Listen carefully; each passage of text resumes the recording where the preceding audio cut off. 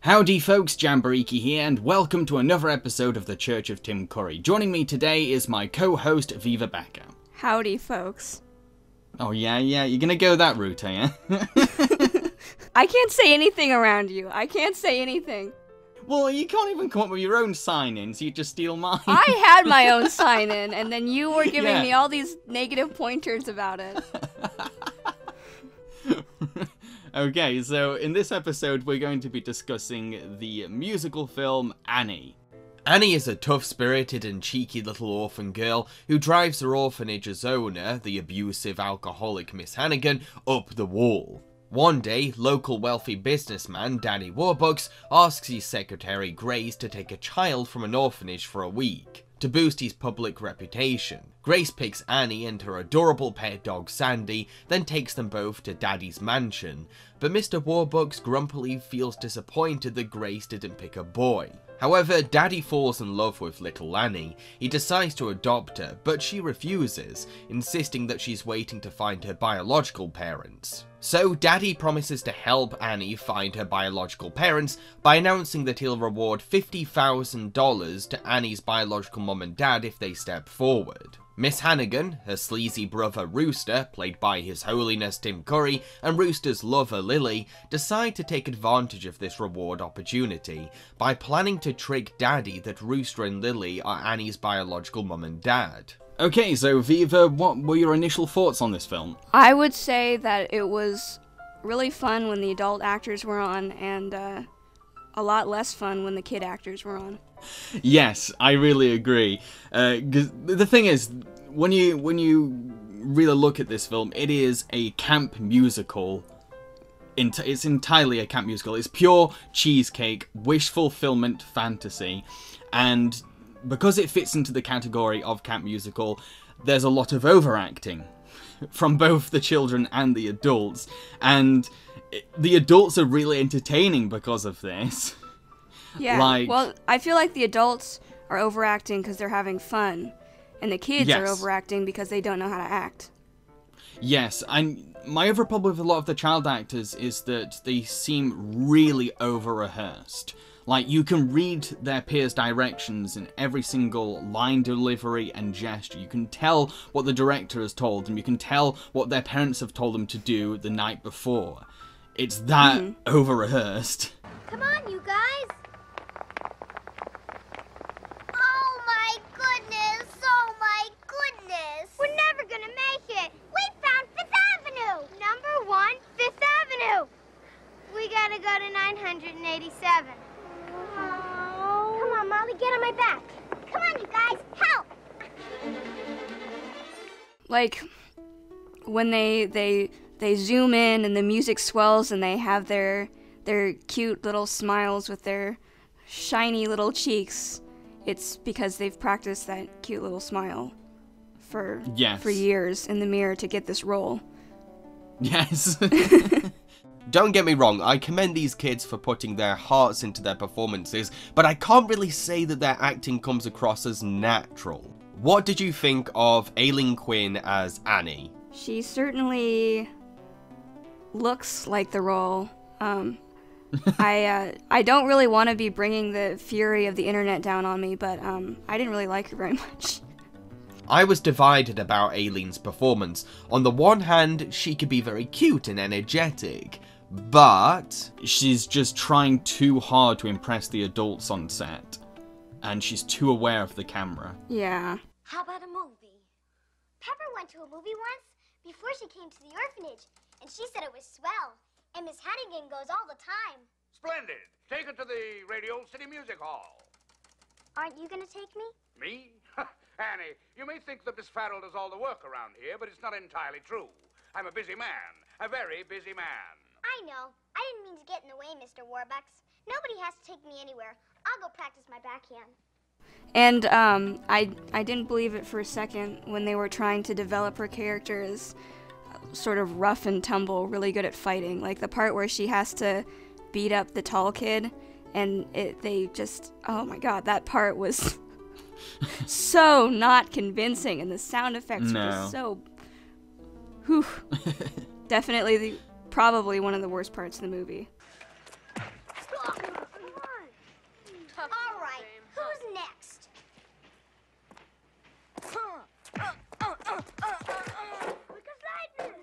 Anybody else? When I was watching this and I was thinking about it, you can really tell that the whole movie is kind of for young children. Yes. And, you know, young children you would think might not notice the poor acting quality from their peers as much. But I actually remember the first time I watched this, and I remember not really buying into the kids then either. And I was pretty young. Wow. And I didn't really have a very good introduction to it. I actually watched this movie when I was pretty sick because I just eaten my first, Oh dear. you know, those assorted boxes of chocolates. And I ate the whole box, and I was puking chocolates the whole night. Oh no. And I was watching this movie, and it wasn't a good time for me, so that might be why I'm a little bit down on it. But besides the puking chocolates, I also remember that I wasn't having a fun time with the kids and their musical numbers. Going back to the adult actors, they are the most fun parts of the movie, and it's great because it's like director John Huston has told all the actors, look, okay, you know this set, right? It's an all-you-can-eat buffet. Have at it. Because everyone just chews the hell out of the scenery. It's brilliant. I mean, you've got like Albert Finney, who sounds like Winston Churchill if he was suffering from hemorrhoids. It's amazing. He barks half of his lines. He's like, Annie, it's brilliant. Why do I smell wet dog? Because we gave Sandy a bath. What's this? This is Annie, sir. This is the orphan who will be staying with us for a week. Orphan? What are you talking about? And I love Carol Burnett as Miss Hannigan. I've not really seen the Carol Burnett show, and I kind of want to now because I found it to be very funny in this film. The way she portrays a comedic drunk was quite entertaining. Like all the little quirks she did, and all the little like ways that she paused and stuff like that. I found it very entertaining.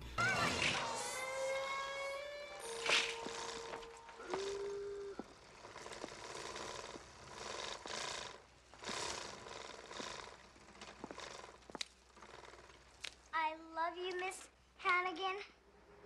And you will love the paddle closet, Annie.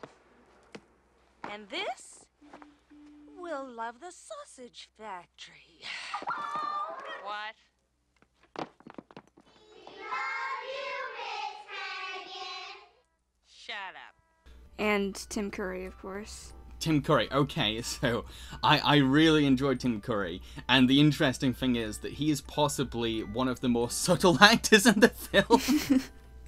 Oh yeah, when they were literally riding Tim Curry around the orphanage, he was very subtle. Well, out of all the... I'm not saying he is subtle, I'm saying out of all the actors in the film, because you've got to remember Albert Finney. Keep in mind Albert Finney.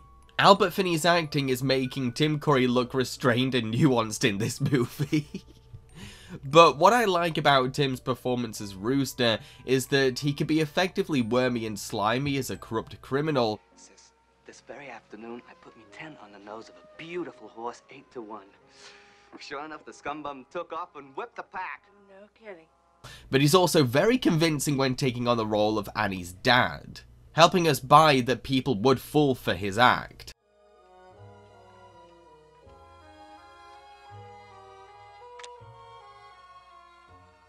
A certified check?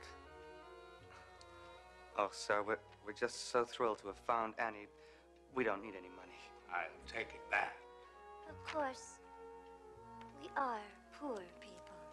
I think he could have done a little bit more, actually, right at the end when he's going to kill the kid, when he's climbing up the railroad tracks. I feel like he just could have, he didn't seem like he was really gonna go kill her. I think the problem is that Tim just isn't given enough in this movie, to be honest. He's really only on screen for the one musical number, and then he has to tone himself down to try and convince people that he's Annie's parent, and then he climbs up the railroad tracks, and that's it. Yeah. But to be fair, I think one thing that kind of helped that scene where Tim Curry's character Rooster is like, I'm gonna kill her after Annie rips the check. What kind of helped was Miss Hannigan shouting, he's going to kill her. Don't kill her, she's just a child. The idea that the most violent, abusive character in the film is like, look, I'll trap orphans in closets, but dude, no, bro, don't do this. This is a line too far. I think that kind of helped that scene a little bit to kind of like add a bit of drama to it. Like, well, okay, even she's like, hey, that's too far. Yeah, I suppose. I think it seemed a little bit out of the blue to me, and I kind of felt by the end of it that they just put that in to redeem her character a little bit so that she could ride in on an elephant at the climax of the movie, because she's still there at the end, and I'm like, okay, so the orphans have better clothes but they still live with Miss Hannigan then, and she now has an elephant. All right. Yeah, I really did not like the way they concluded Miss Hannigan's arc. It was just very abrupt. Just because she said, no, I won't kill children, doesn't suddenly create some kind of rewarding redemption for a character. She's still a bully. This is not a fulfilling wrap-up for a character, and just leaves us asking questions. Okay, so I think it's important we talk about the musical numbers, which is like one of the biggest parts of the film. It's very important we discuss that. Yes. Personally, I thought the songs were very lively and fun, with lots of bouncy personality to the lyrics. But I also feel as if that every song is trying too hard to be the bombastic showstopper, which means that none of the songs feel like that. I feel like the songs are kind of not really the focus. Definitely not the focus for this movie. I mean, it's a musical, but it also suffers from what I've seen a lot of film versions of musicals suffer from, which is where they stifle the singing and they stifle the music to make it seem more like acting. So when you would have some notes that would act as like a musical payoff or something, they would not sing those, or they would speak them instead of singing them. Which personally was a little bit frustrating for me because when I was growing up, one of my favorite cassette tapes to listen to was a recording of the Broadway cast singing the songs. So I have a very strong idea of exactly how all the songs should sound, what the voices should sound like, and how they should actually sing the words instead of speaking them. So the music in this movie was a little bit frustrating to me. I get it, but because I haven't heard the original Broadway performance, I didn't notice all those things. So I think that's what helps me be a bit more forgiving. Yeah. But I do feel as if that, again, everything, much like the acting, everything is very overstaged. Yeah, well, you know what, really, the dance numbers were really, they were really interesting. They were very vibrant. They really popped off the screen. They were overstaged, but at the same time, I feel like for this kind of movie, for little kids that's supposed to be overacted and very fun and colorful, I think that's what they needed for the movie, especially if they weren't actually going to sing the songs. So I enjoyed the dance numbers. They were pretty good. Yeah, I did too, don't get me wrong. I really did enjoy the dancing a lot, particularly from Jeffrey Holder as Daddy's bodyguard Punjab, because he's a very talented dancer in real life, and the way that he dances is also employed into the way he acts as his character when he's not dancing. But my problem is that because it's overstaged so much, it drags on. And, like, there's a lot of parts in the film where it's just like, let's stop the plot and just keep dancing and dancing and dancing and dancing. And while it is very well choreographed dancing, after a while it starts to lose its novelty when you've just gone on for so long and you just want to see what happens next. Which does link to probably the hugest issue of the movie, in my opinion, which is that it's both very sluggish and directionless. It feels like it's just, okay, let's do this now, let's do that now, let's go hang out with the president, let's go over here. There's not really much of a flow, and every scene just feels like it's going on and on and on, which links to my frustration with the whole overproduction style, really. Just like how everything is just so overdone that it affects the pacing. I feel as if that this film didn't need to be 2 hours. I think that's what bugs me. I feel as if that the story they were trying to tell could have been told in an hour and a half max, if you cut out certain scenes or trimmed certain things out or told characters to stop dancing for 1 second. Yeah, or they could have taken out some of the songs. Oh yeah, definitely, absolutely. There's a lot of songs. I know some of the... There were some songs that I didn't recognize from the tape, so it leads me to believe that maybe they didn't do all of the songs. I think, in my opinion, probably the biggest problem with the movie, which probably contributes to the sort of feeling like it drags on, is that I really don't care at all about the good guys, and frankly, by the end of the movie, I kind of wanted some of the good guys to get thrown off train tracks, and I really enjoyed the bad guys, and I wanted them to win. Right. And we don't spend as much time with the bad guys, and the point of all these different adventures and stuff is you're supposed to be like, look at this really cute kid, Annie. I love seeing her doing all these different things. I love her having all these experiences, and I just want her to see her do more things because she's so cute, and I want to see this family sort of like growing together with Warbucks and his secretary and Annie and the dog, I guess. And I really didn't care about him, and I didn't give a shit if they became a family or not, and I didn't really want to watch her do more stuff. I wanted to watch Tim Curry get ridden around the orphanage more, and I wanted to watch Carol Burnett staggering around drunkenly doing mean things to orphans more. The whole point of the movie is ruined by the fact that you don't care about the good guys. Okay, so I'm a little different. I can see where you're coming from, don't get me wrong, but a part of me had a guilty pleasure going off. Like, even though... I enjoyed it too. I had the guilty pleasure thing. And like, a part of me did kind of like go, well, okay, this is cheesy and corny, but I kind of like it. Sure, Annie's arc isn't very interesting, as she doesn't grow as a character. The Annie we meet at the start of the film is the same we know at the end. However, I was guiltily suckered into this cute story about a cold-hearted businessman finding love as a potential adoptive father. I do think that there is some charm to Daddy's gradual softening from ruthless grumpy billionaire to loving family man. I don't credit this to any kind of realistic writing on the film's part, because like I said, this is wish fulfillment fantasy cheesecake. But I do think it's because the movie has so much unfiltered enthusiasm. That's the thing with me in this movie, is that despite my grievances with it, despite the problems I have with it, I can't get mad at it, I can't get angry at it. And I was smiling all the way through it.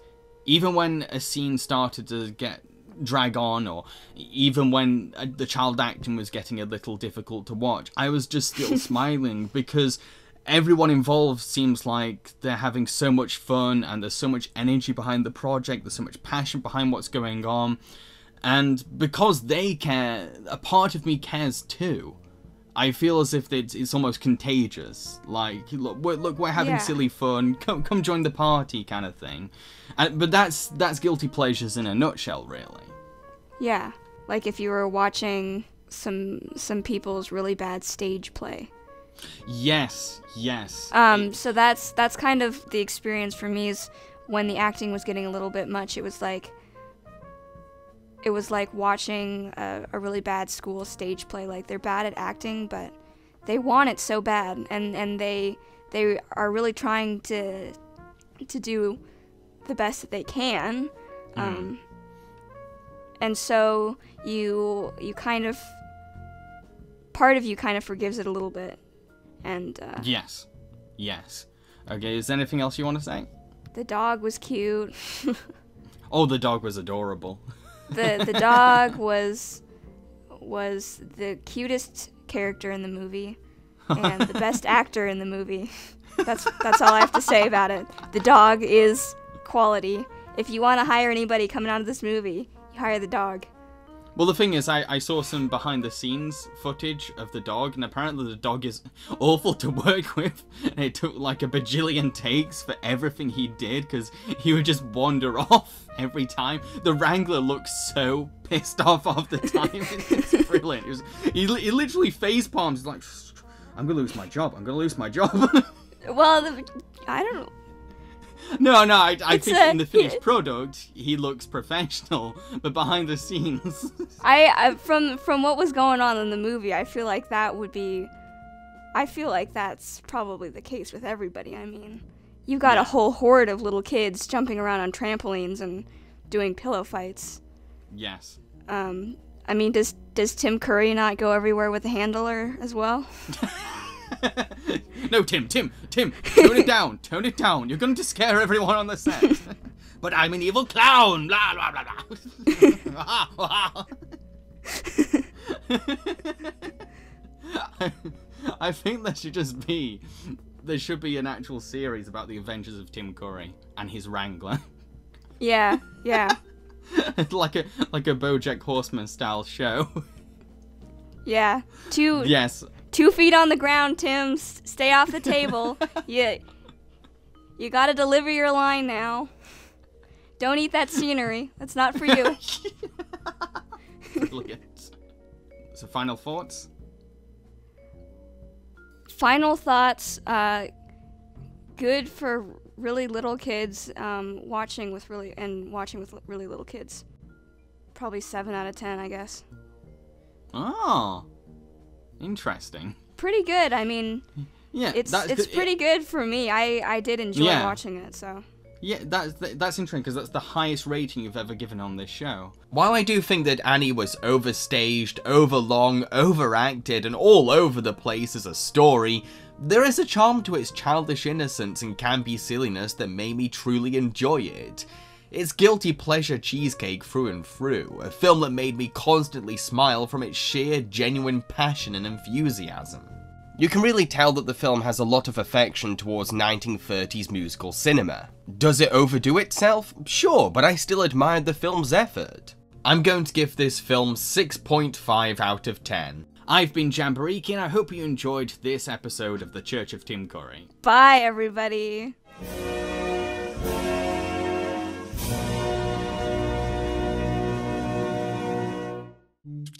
Dum dum dum dum dum dum dum dum dum dum dum